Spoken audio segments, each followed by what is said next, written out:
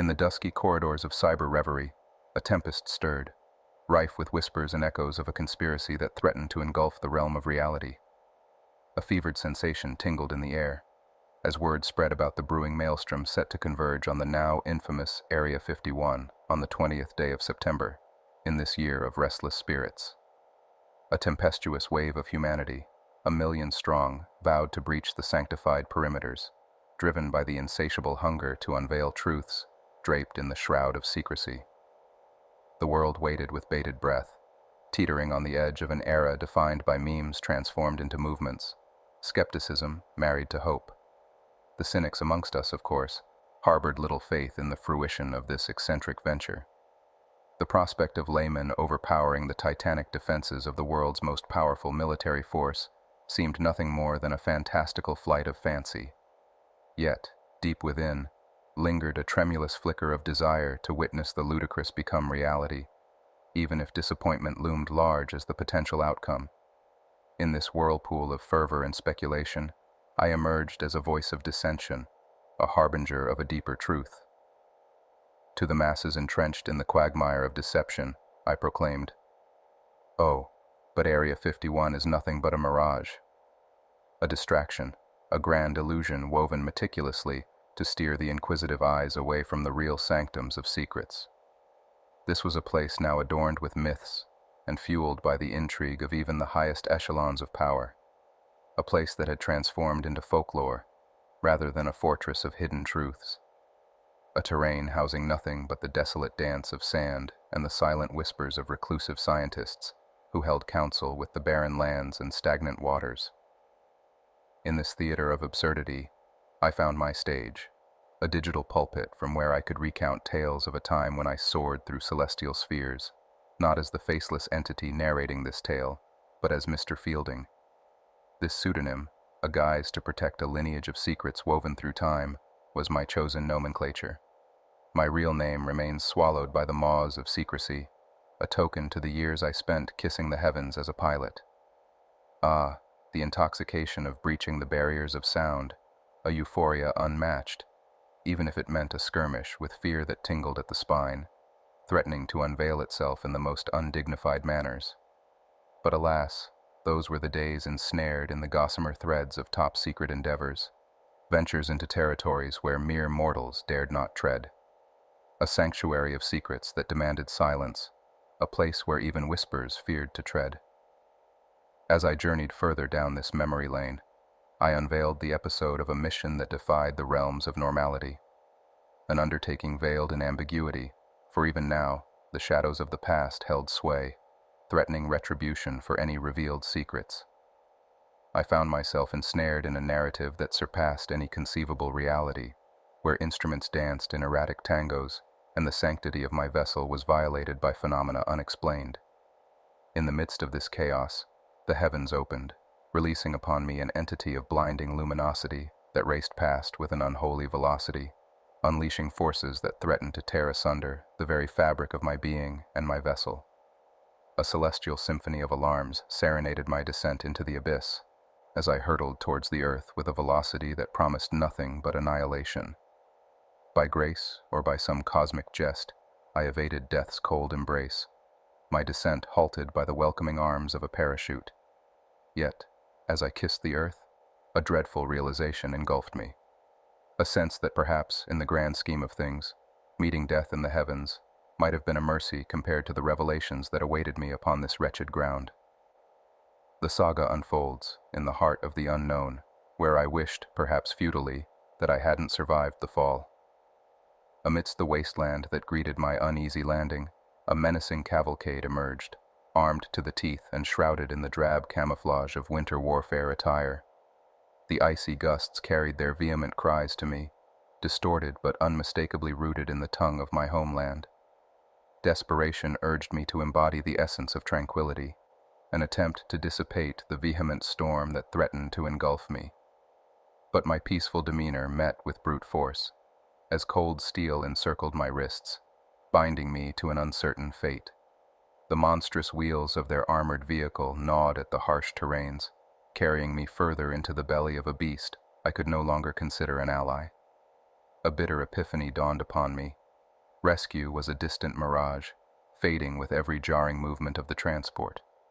In the claustrophobic darkness, reality bore down on me with an unsparing gravity. I found myself tethered to a forsaken path, where allegiance had withered away, leaving bare the primal instincts of survival. The ethos of the agency I served was an unspoken but universally understood decree. In the face of capture, one stood alone, abandoned to the mercy of the captors. This grim realization steeled my resolve, fueling a determination to preserve myself even in the face of potential torture, a menace that lurked in the shadows of those governing halls, waiting to unleash itself on those who harbored secrets. As the relentless interrogation commenced, a barrage of fabricated tales spilled from my lips, weaving a tapestry of deception infused with snippets of truths, carefully manipulated to serve my purpose. The paranoia festering in the minds of my captors, tainted with the distrust towards their Russian counterparts, made them susceptible to my deceit. The hostile atmosphere gradually thawed, giving way to an eerie semblance of camaraderie. But freedom remained a distant dream, held at bay by the unseen walls that harbored both secrets and the lost. Blindfolded and bound, I was relocated to a sanctum shrouded in mystery, a journey marked by the symphony of growling engines and the echoing clang of metal against metal. When the blindfold was finally removed, the depths of my new dwelling revealed themselves in the stern visage of my custodian. A man adorned in a cloak of authority, his very being exuded an air of formidable power. His eyes, carved from the sternest stone, assessed me with an unnerving focus. His welcoming words, tinged with an underlying menace, echoed through the sprawling gray corridors that unfolded before me, a labyrinthine maze that seemed to defy the confines of space.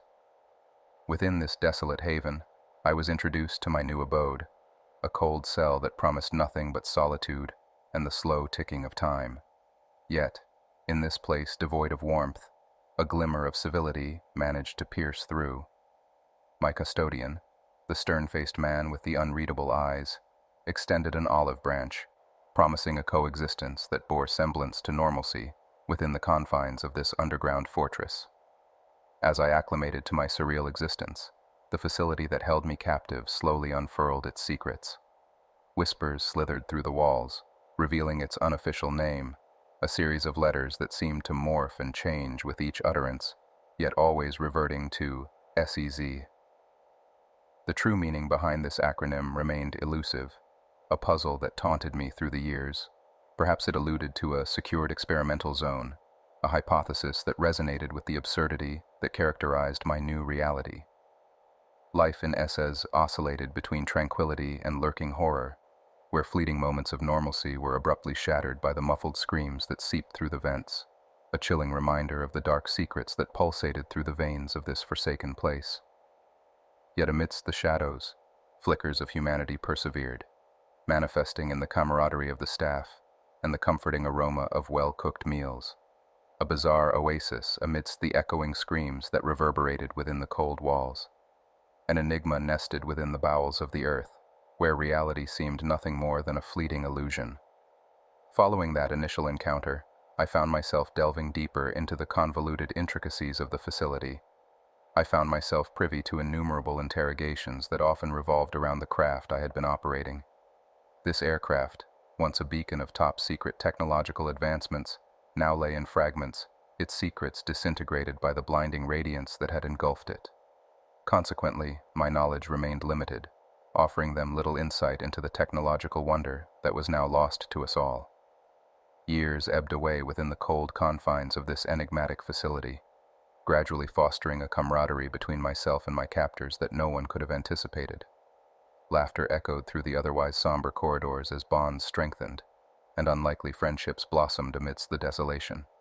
Among these connections, my friendship with a scientist named Darren stood out, a beacon of light amidst the prevailing darkness. Darren's sharp intellect combined with a sense of humor that often lightened our heavy surroundings. Our conversations traversed realms and theories, making time a more bearable entity. Through Darren, the world outside breathed into my enclosed existence, bringing tales from the outer realms and fostering a friendship that transcended the bleak surroundings of our interactions. Over the span of 3 decades, a deep-rooted bond blossomed between Darren and me. a bond nurtured by shared experiences and intellectual pursuits. They began seeking my counsel on various peculiar phenomena that graced the facility, a gesture of inclusion that somewhat mitigated the sting of my indefinite captivity. A sense of belonging, albeit in a twisted manner, eased into my existence, making my prolonged stay slightly more bearable. The facility, a behemoth structure hidden beneath the earth, housed secrets that would shake the very core of human understanding. Despite the blindfolds that often obscured my view during transfers between different sections, snippets of the massive scale of the facility reached me. Once, I managed to glimpse an elevator panel housing nearly 50 buttons, an indicator of the colossal scale of the hidden world I inhabited. A memorable journey led me through corridors filled with ominous echoes that seemed to herald the arrival of monstrous beings ripped straight from hell's depths. My pulse raced, fearing an encounter with creatures of nightmares, as Dr. Anil Thorne, the lead scientist, unveiled what lay behind the two-way mirror. Expectations of monstrous beings shattered as a young girl, perhaps only a handful of years older than a child, appeared before us, adorned in a simple gray jumpsuit. A semblance of normalcy that felt strangely out of place within the eerie confines of this facility. Yet, as Thorne activated a mechanism, the scene morphed into a living nightmare. The girl transformed before our eyes, her humanity slipping away to reveal a terrifying creature. Her piercing shrieks echoed in the chamber as predatory, needle-like teeth emerged, accompanied by eyes that turned into voids of darkness. A monstrous version lunged at us, her primal aggression showcased through her snarls and hisses, a terrifying display of a being caught between worlds. As I witnessed this horrifying metamorphosis, an unsettling narrative unfolded, revealing the creature's violent encounter in the icy terrains outside of Whitehorse, a scene of carnage that seemed to defy the harsh conditions of its surroundings. My stomach churned at the revelations, the terrifying display leaving an indelible mark on my psyche. Over the years, I became a witness to a series of bizarre and horrifying discoveries that pushed the boundaries of my understanding. Creatures that defied the realms of science and logic became a common sight within the facility. From gigantic primates responsive to facial gestures to entities visible only through infrared equipment, the facility housed anomalies that seemed to defy the natural order. Among them were a golden chest with lethal properties, a towering creature concealed within vines, capable of blending seamlessly into its surroundings, and a monstrous aquatic entity frozen within a nitrogenous environment, stretching to a horrifying 80 feet. These entities, possibly the result of relentless genetic experimentation, hinted at a world that harbored secrets far beyond the realm of human comprehension, secrets that threatened to shake the very foundations of our understanding of the world and the creatures that inhabited it. In my prolonged tenure within this enigmatic facility, I bore witness to a myriad of horrifying entities and phenomena, the likes of which defied all known realms of science and reality. As I became more entrenched in the daily workings of this secretive hub, the staff began to consult me regarding a perplexing mystery that had baffled them for years. I learned of the alarming number of unsolved disappearances that had been occurring over the past several decades. Scores of individuals vanished without a trace, leaving behind a series of baffling clues that seemed to defy all logical explanations. Children found at impossible heights on cliffs, the elderly located dozens of miles from their last known locations in inexplicably short spans of time. Their fear-laden narratives depicted a series of events that transcended the boundaries of earthly comprehension. Their eyes reflected the deep-seated fear that had taken root within them, a reflection of the inexplicable phenomena that haunted their daily undertakings. When probed for insights into these disturbing occurrences, I found myself at a loss, unable to offer any plausible explanation or reassurance. It became painfully apparent that they were grappling with forces beyond their understanding, and I could do little but confirm that my former allies had no hand in these occurrences. Over the years, amidst the myriad of grotesque and bizarre entities I encountered, I noted the conspicuous absence of any discussion pertaining to extraterrestrial beings, a staple in the lore surrounding black site facilities. The irony of their proximity to the truth, yet their ignorance of it, elicited a bitter smile from me. Their closest brush with the extraterrestrial came in the form of a peculiar entity resembling an eel, albeit with distinct alien characteristics. With four iridescent green eyes encircling its head and a unique, unsettling form of locomotion. It represented a potential link to life forms from beyond our planet. Their fascination with its unidentifiable DNA hinted at the possibility of its origins lying beyond the confines of Earth. Late one evening, Darren and I retreated to his quarters, a haven of camaraderie amidst the prevailing darkness. As the rest of the crew succumbed to the grasp of night, we found solace in each other's company, sharing tales and sips of brandy as the hours slipped away. Our conversation took a turn towards the personal as Darren shared with me fragments of his life that lay beyond the facility's walls. Pictures of his family served as a window into a life marked by loss and tragedy, a life that seemed a world away from our current surroundings. As he narrated the heart-wrenching tales of the loss of his young son in a vehicular accident and his wife's subsequent battle with cancer, my heart ached for my dear friend, a companion who had shared nearly 30 years of this surreal journey with me. Despite the weight of his past, Darren carried himself with an infectious zest for life, a spark that defied his early 50s. Our conversation drifted towards the philosophical as Darren shared his thoughts on the potential existence of extraterrestrial life forms. Rejecting the stereotypical Hollywood portrayals of malevolent, destructive entities, he postulated the possibility of a highly intelligent species capable of traversing the cosmic expanses to reach Earth. In his vision, such beings would embody subtlety and complexity, far removed from the aggressive invaders depicted in cinematic lore.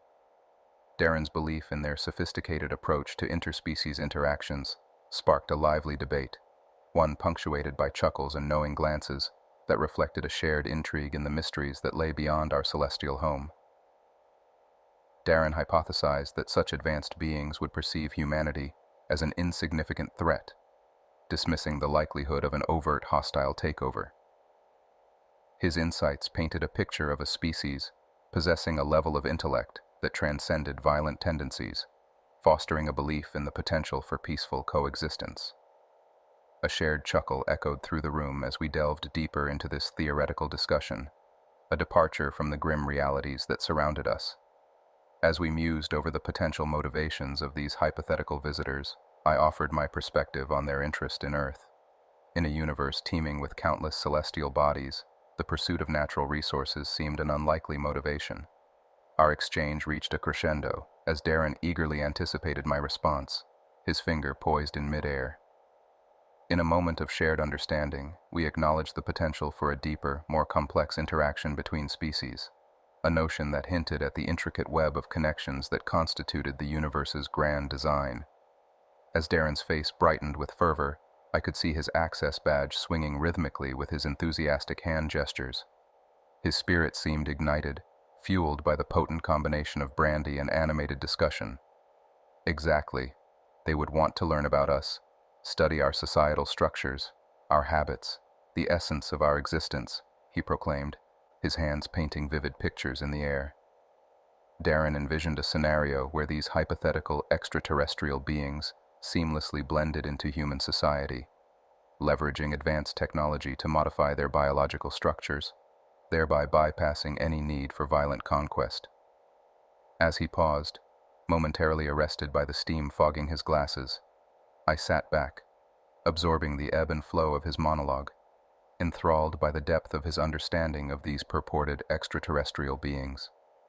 They aren't conquerors, he asserted, his voice taking on a slightly slurred yet passionate tone.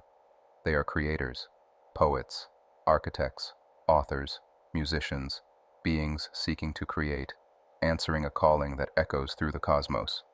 His gaze met mine, a sparkle in his eye that seemed to strip away layers of formality and defenses, unearthing a question that had lingered in the shadows of his mind for years. A sudden, pointed accusation sliced through the comfortable camaraderie, leaving a lingering note of unease in the air. "You're not really from Russia, are you?" he asked, his gaze piercing through me. The gravity of his question felt like a sudden drop, an unexpected freefall that unsettled my carefully crafted facade. I remained silent, the weight of his realization settling between us. Darren laid out the meticulous unraveling of my disguise, pointing to the nuanced authenticity of my backstory and accent, yet highlighting the one element that resisted fabrication: the windows to the soul, eyes that held the depths of galaxies far removed from our earthly sphere. He sought clarification on my true mission, that fateful night my spacecraft was brought down, a query that seemed to hang heavily in the space between us.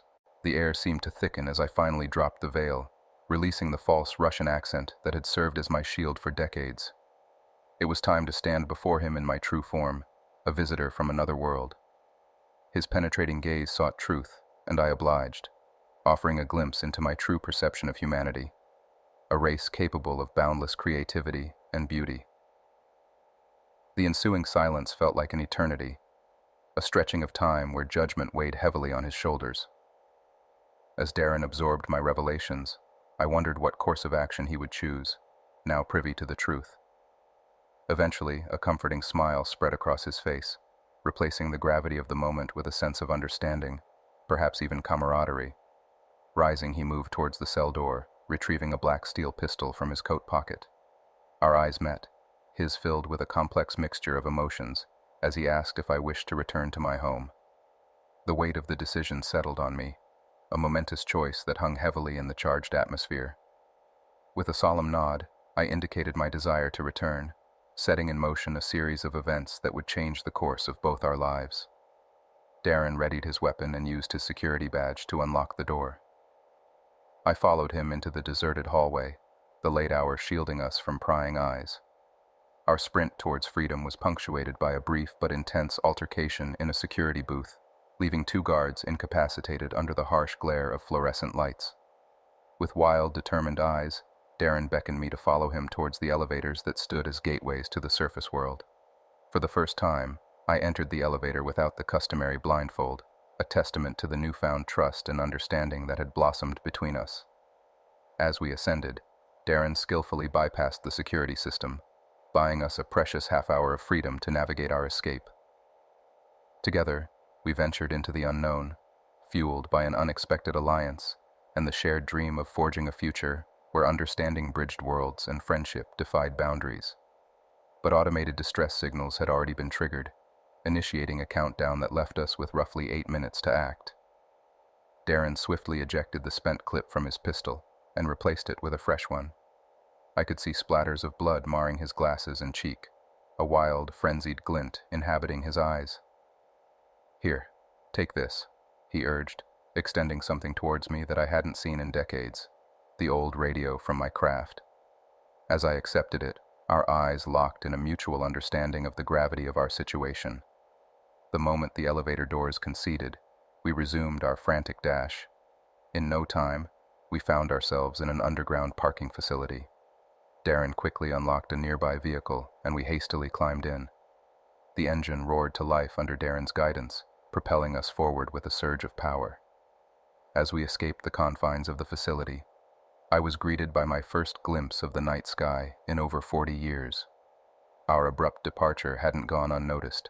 Men stationed at the perimeter gates attempted to halt our escape, but Darren remained undeterred, crashing through the wire fence and activating multiple alarms in our wake. I could hear sirens blaring and spotted silhouettes darting through the snow in pursuit. Darren instructed me to don a suit stashed in the back, a snug polyester garment that enveloped me from head to toe, offering an unexpected level of comfort. He explained that a dial on the suit could mask my body heat, a necessary precaution given the forces that would undoubtedly pursue me. As he handed over a map, his instructions continued in a hurried torrent. He detailed a route that would lead me north to a river, followed by a journey east to a small town where a contact at the post office would assist me further. I tried my best to absorb the flurry of information, anchoring my confidence in his words despite the whirlwind of events unfolding around us. Darren mentioned a stash of MREs in the bag that would sustain me for several weeks. The car veered onto a new, darkened path as I grappled with a sudden surge of adrenaline and a looming question. What would become of Darren? Despite his reluctance to address his own fate, Darren urged me to focus on reuniting with my kind. His resolve faltered as the sky filled with lights, and the peaceful night was shattered by the roar of approaching rotary blades. Realizing the urgency of our situation, He slammed the brakes, causing the car to swerve precariously on the icy road. Handing over his long-barreled pistol, we locked eyes, an understanding passing between us as the time to part ways drew near. "Why are you doing this for me?" I asked, a whirlpool of sorrow reflecting in his steel-gray eyes. Silence stretched between us until the increasing roar of approaching engines forced him to vocalize his empathy. He expressed a desire for my freedom, a longing to see me reunited with those I loved, unburdened by the confines of a cage. Tears brimmed in his eyes as he expressed a hope that my perception of humanity would not be tainted by captivity, but shaped by an understanding of shared complexities. With a tear-streaked face, he looked at me one final time, a mixture of determination and sadness mingling in his gaze. I placed my hand on his shoulder, offering reassurance and gratitude in equal measure. "I always have, and I always will. Thank you, Darren," I said, extending my hand for a farewell grip that seemed to encapsulate the gravity of our shared experience. As I ventured into the biting blizzard, the path ahead promised to be both long and grueling, a journey through snow-laden forests that stretched on for weeks, a solitary figure traversing the frozen landscape in pursuit of home and freedom. Hounds, men, and machines hunted me tirelessly for days, yet, miraculously, I was able to evade their relentless grasp. The terrain I navigated was harsh and unforgiving, but eventually I reached the river Darren had mentioned.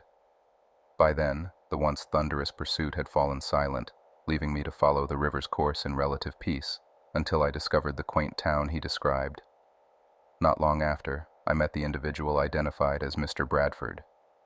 This gentleman was a beacon of kindness, graciously offering me refuge within his home to avoid the prying eyes of the agents hot on my trail. Here, I have remained, eagerly anticipating the arrival of my allies. The communication through the ancient radio startled them, shaking their expectation that I had vanished from their realm for good. Trust was an issue, given the amount of time that had passed, but when faced with the prospect of public exposure, they relented, albeit grudgingly admitting that their arrival would take several months. During this waiting period, Mr. Bradford has shown exceptional hospitality, allowing me to share his living space as I awaited my allies' appearance. Unfortunately, this period of sanctuary brought devastating news. Darren, the brave soul to whom I owe my newfound freedom, had been found lifeless, a victim of an apparent suicide. The official report stated a gunshot wound to the back of his head was the cause, but deep within, doubts clawed at me, refusing to accept this convenient explanation. The knowledge of his demise shattered something within me, but I recognized that this might have been an outcome he had anticipated. His sacrifice propelled me into this journey of survival and truth-sharing, a task I vowed to see through as a tribute to his memory and legacy. And thus, we arrive at the purpose of this message, an endeavor to shine a light on the realities I have experienced, primarily regarding the fabled Area 51. Darren, wielding significant influence in his prior position, had divulged critical information about the operations centered there. However, the true hub of these clandestine activities was, in fact, nestled somewhere in eastern Alaska, a bleak and frigid place, harboring unspeakable secrets beneath layers of snow. Darren had urged anyone venturing there to be well prepared for the extreme conditions.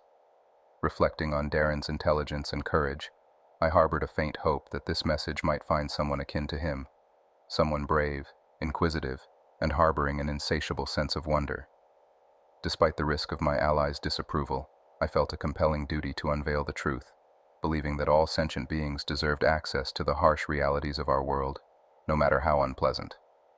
Darren held a deep-seated belief that extraterrestrial beings were already among us, not as malevolent invaders as often portrayed in tales, but as silent observers immersed in human culture. They expressed their fascination through artistic avenues, crafting novels, poems, and music, in a bid to forge a connection with something magnificent, a reflection of their own essence. Perhaps, he mused, you might stumble upon a creation infused with otherworldly insights, dismissing it as mere fiction, a product of a creative mind seeking to entertain.